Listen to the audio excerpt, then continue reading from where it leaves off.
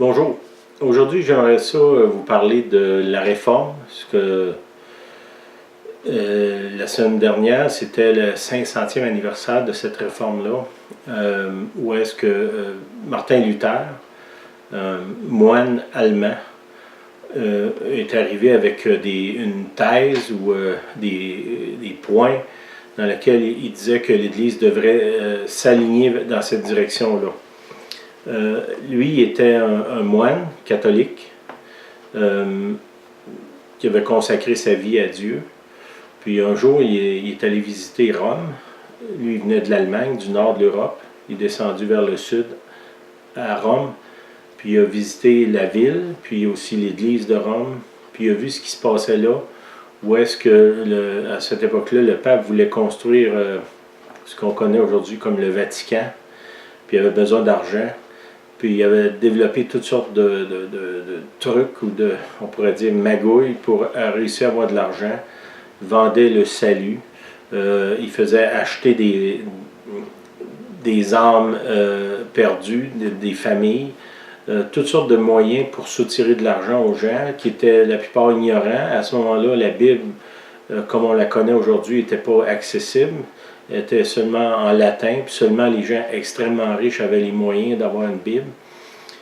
Luther est revenu de là amer, et dans son cœur, ce qu'il disait, ben, c'est pas ça, c'est pas en ça que j'ai cru. Puis il s'est mis à fouiller dans les Écritures, la Bible, il a traduit la Bible en allemand pour que le peuple puisse lire la Bible, avoir accès aux Écritures, particulièrement le Nouveau Testament. Puis l'Église s'est grandement opposée en disant que non, pour avoir accès à Dieu, il faut passer par nous. Le peuple ne peut pas avoir directement accès à Dieu. Puis il y avait tout cette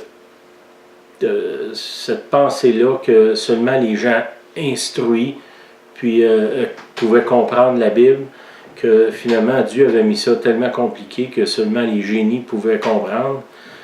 C'est complètement opposé à ce qu'on voit dans les Écritures quand on lit aujourd'hui le Nouveau Testament. Même un enfant peut comprendre. Les gens qui se débattent sur des points, souvent c'est simplement parce qu'ils aiment débattre. C'est pas parce qu'ils cherchent la vérité. La vérité est écrite simplement dans les Écritures. On n'a pas besoin d'avoir un paquet de différentes interprétations. Les choses qui nous enseignent comment vivre notre vie, comment se comporter avec les autres, avec le gouvernement, avec nos employeurs, nos employés, nos conjoints, nos enfants, nos amis, les gens d'église, les gens qui ne vont pas à l'église. Tout ça, c'est clairement sans ambiguïté décrit dans le Nouveau Testament. Qu'est-ce qui s'est passé avec Luther? Il a essayé de transformer le système de l'intérieur. Ce système-là qui faisait vivre finalement grassement un paquet de gens n'était absolument pas prêt ni disposé à se réformer. Puis il y a des gens qui se sont mis autour de Luther, puis ils ont enclenché ce qu'on appelle la réforme. Puis je veux m'accrocher sur le mot réforme. Puis cette semaine, je réfléchissais, puis je me disais, quand on a des enfants, puis qui sont rendus à un point tel que le seul moyen de les changer, c'est de les envoyer dans une école de réforme, c'est parce qu'on a essayé toutes sortes de moyens pour les amener à la raison. Puis quand j'entends aujourd'hui que beaucoup de gens parlent qu'on est dans une époque où est-ce qu'on a besoin d'une autre réforme, je suis parfaitement d'accord avec cette idée-là, mais en même temps, je me demande, mais Seigneur, il faut qu'on soit vraiment rendu loin de ce que toi tu avais dans ton cœur pour qu'on soit obligé d'être réformé ou d'être envoyé à l'école de la réforme parce qu'on est tellement tordu puis tellement indisposé à suivre simplement ce que tu demandes. Puis ça c'était une partie de ma réflexion que on fasse le travail intérieur, qu'on entre en nous-mêmes, un peu comme le fils prodigue. Le fils prodigue, c'est un fils qui a hérité, de son père, peut-être trop rapidement, puis qui finalement, avec toute la richesse qu'il a reçue, s'est quand même détourné en aller dans une autre direction, dans la débauche, dans faire sa vie comme il l'entendait, puis finalement il s'est retrouvé à garder des cochons. Souvent quand on pense à ça, on pense à des gens dans le monde qui sont détournés du Seigneur, mais ici on parle vraiment d'un fils.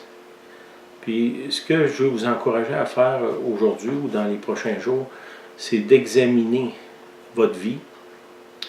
Ça dit dans l'Écriture que si on se jugeait nous-mêmes, on ne serait pas jugé. Bon, il y a une différence entre être jugé et d'être condamné. Le jugement, vient quand on est capable d'examiner les faits, dans ce cas-ci sur nous-mêmes, examiner les faits, puis arriver à une conclusion. Puis si on est capable d'arriver à une conclusion qui est juste et honnête, on ne sera peut-être pas obligé d'être envoyé à l'école de la réforme, parce que le travail va s'avoir déjà fait en nous.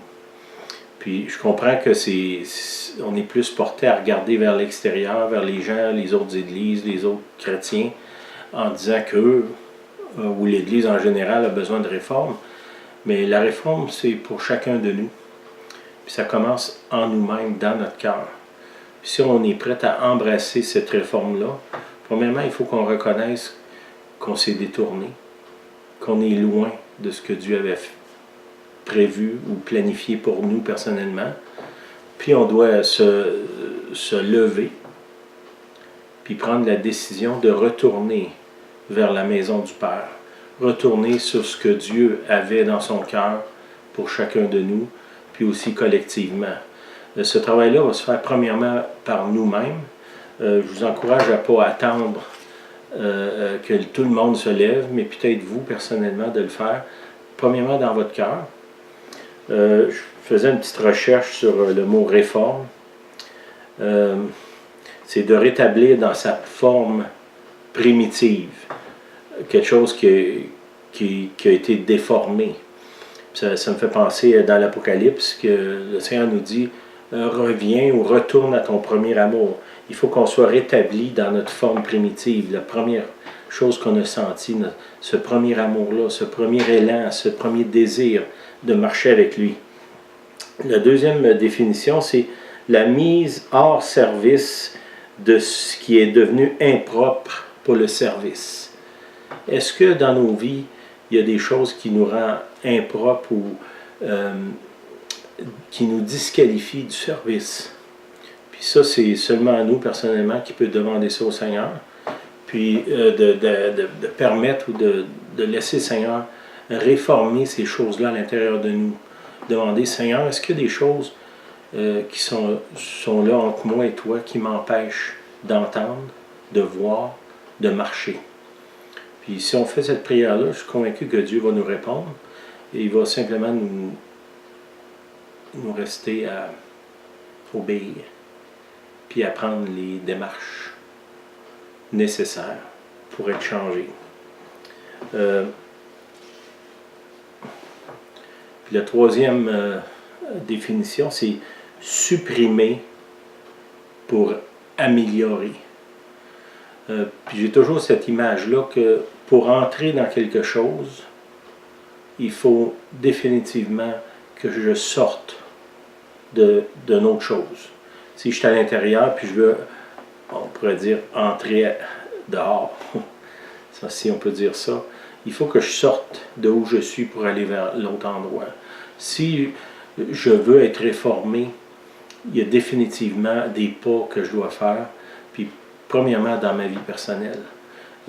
Cessons d'essayer d'appliquer une réforme en général à l'humanité ou à l'Église au complet. Commençons nous-mêmes personnellement à être réformés, à changer des choses dans notre vie, à retourner à la simplicité de l'Évangile, ce qui nous est encouragé à faire dans le Nouveau Testament, de retourner à la simplicité de l'Évangile.